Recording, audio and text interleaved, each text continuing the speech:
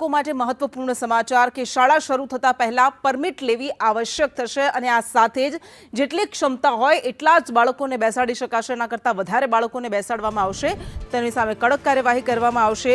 આ ઉપરાંત કે જે વાહનો છે રજિસ્ટર્ડ વાહનો છે એમાં જ એ કરી શકશે, એમાં જે વર્ધી ચલાવી શકશે, ટ્રાન્સપોર્ટ વાહનોનો જ ઉપયોગ કરી શકશે।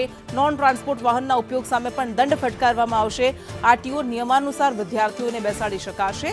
ઓટો રિક્ષામાં નાના નાના 6 બાળકોને બેસાડી શકાય, જ્યારે વેનમાં 8 બાળકોની ક્ષમતા છે, એના કરતાં વધારે બાળકોને ન બેસાડી શકાય।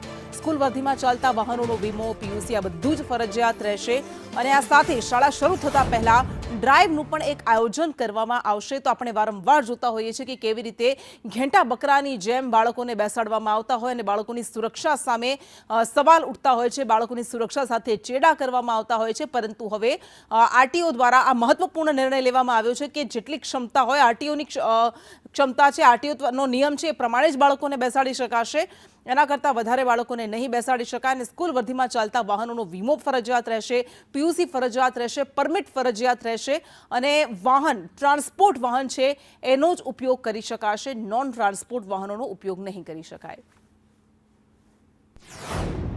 એક ડ્રાઈવ ગોઠવવામાં આવશે। આ ડ્રાઈવમાં જેટલા પણ સ્કૂલ રિક્ષા ચાલકો છે, જેમાં રિક્ષા, બસ અને ઇકો ગાડીઓ જે ચાલી રહી છે, તમામ ટ્રાન્સપોર્ટ વાહનમાં પાસ થયેલી હોવી જોઈએ। તમામ સ્પેસિફિકેશન જે શરતો છે એમને શરતો પ્રમાણે એમની પરમિટ લેવી જોઈશે અને જે એમની બેઠક વ્યવસ્થા છે એ પ્રમાણે કરવી પડશે, જેથી કોઈ બાળકોને ઈજા ના પહોંચે। આ ઉપરાંત જે શાળામાં વાહનો લઈને બાળકો આવી રહ્યા છે, જે 16 વર્ષથી નીચેના છે, વિધાઉટ ગિયરનું લાયસન્સ નથી કે વિથ ગિયરનું લાયસન્સ નથી, આ તમામ પ્રકારના લાયસન્સ વગરના જે બી વાહન ચાલક હશે તેમના પર પણ દંડનીય કાર્યવાહી કરવામાં આવશે। અચ્છા સર, વિદ્યાર્થી ઉપર થશે કે તેમના માતા પિતા ઉપર? વિદ્યાર્થીઓ પણ થશે અને જો 16 વર્ષથી નીચેના છે, લાયસન્સ નહીં હોય તેમના